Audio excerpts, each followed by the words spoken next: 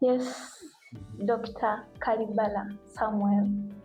You're welcome to Nakawa 360 Wellness Clinic, and I'm so delighted and thank you for sparing your time to come and teach us about your findings in the medical field.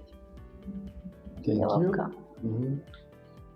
So, before we dive in, I would like you to tell us what might change about our lives if we apply each and everything you're going to teach us today. I think the most important thing is going to be people having the right knowledge and examining their own resources and making strategies to improve their lives. Wow, that's so great. So, I have some knowledge about you, and I know that you're the founder of Wellness Clinic in Nakawa, and as a general doctor and a specialized practitioner in behavioral health and lifestyle medicine. In 2026, there is a lot of noise, there is a lot of distractions. The younger generation is lacking a sense of purpose. Everyone is asking for the next step. So, what is wellness all about? You could say simply that it's all about good health, but it's good health when you do something about it. And so it's the skills that you need to make your health better. And it's not health as physical health alone.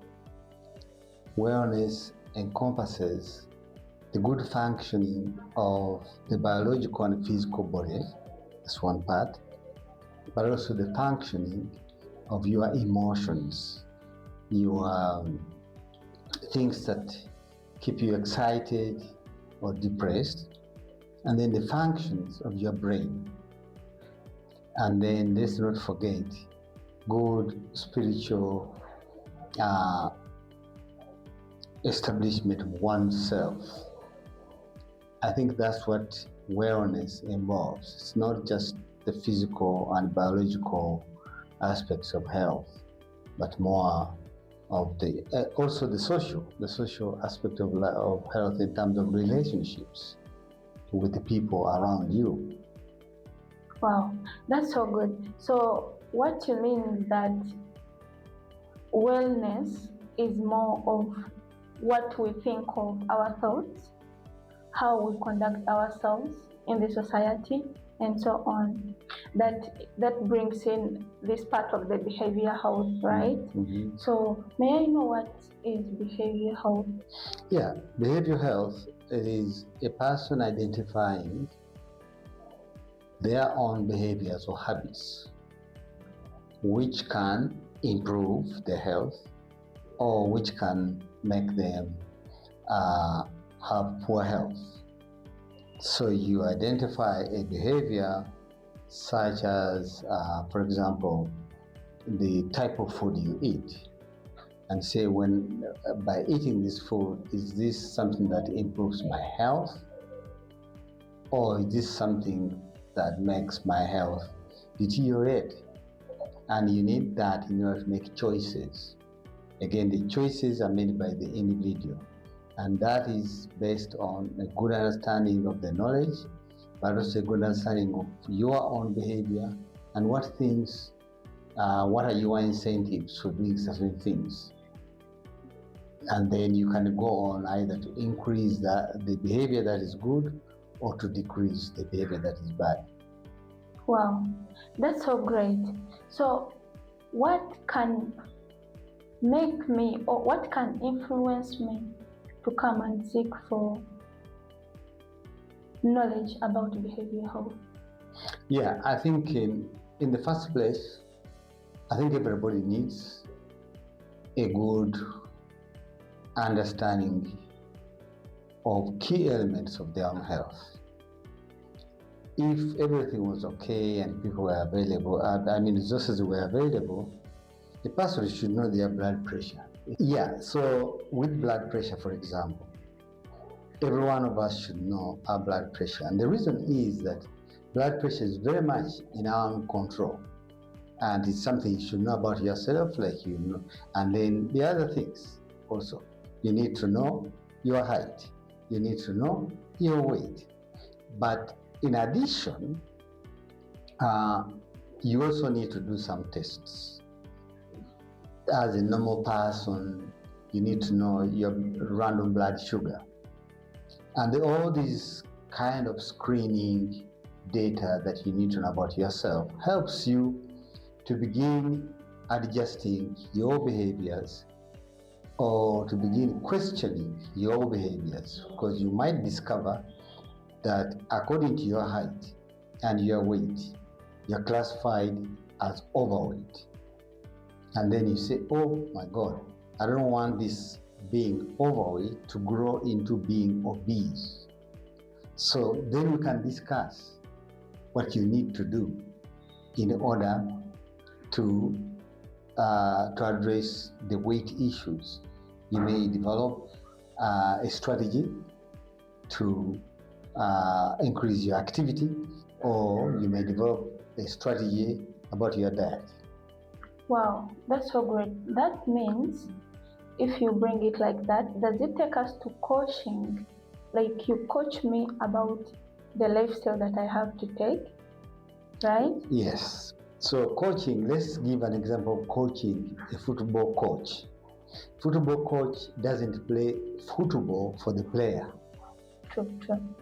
He only coaches the player to use their own resources, their energy, and score the goal. That's where now in the medical terminology we also use the word coaching. So what this means is that the person has to identify the goal. Where are you going to score? And so the person identifies, my goal is to reduce my weight to, let's say, 70 kilograms. So you determine your own goal. And then my job is, as a coach, is to say, what are your strengths and weaknesses? What are your resources? So you can look at the energy balance, the input-output balance of energy. So you say, how much energy am I putting in terms of the food, or the food that we eat? Most of it becomes energy in the body. Sure. And if you don't use it, the body stores it. And that's how we end up with becoming overweight. So the issue now, you say, how much energy am I taking in, and how am I able to control that? Then you can also look at how much energy am I taking out, which is another crucial matter. Because if you took out as much as you take in, you can balance and you can have a good weight. But if your goal is to reduce weight, then you find that you need to find strategies for taking in less than your input. Taking in less input and, having more output of the energy. Oh, yeah, true. I remember I have some friend of mine who once told me that energy input equals the output. That's I think the law of effect. Yeah. Such stuff in physics. Yes. So, okay. So, if I come and you coach me about how I'm meant to eat, how I'm meant to do my physicals and so on. What if I fail one day? I run short of maybe time. I become late at a certain point, and I quit. Even quitting is very, very possible. So what advice do you give me after trying and then failing to continue, or failing to be disciplined or consistent? So first of all, when you come and I coach you with the desire that you develop your own strategy. Because if the strategy is your own, you are using things which are accessible and which you can manage. So we discussed there whether it is feasible, because you can say, I'm going to be running for 2 hours every morning. So we go back and say, okay, you're supposed to be at work at 8. So we work backwards. How long does it take you to move from home to work? 1 hour. How long does it take you to prepare to go to leave the house? Another hour. Then where are the other 2 hours? Where are you going to find them? What time are you going to wake up? Is it at 4 a.m. in order to have 2 hours of exercise before you prepare, and then 1 hour of going to work? So then when we think through those processes, you might have to lower your goal and make it feasible. Okay, so I have to be flexible. Yeah. In simple terms. You're so right about that. Thank you so much.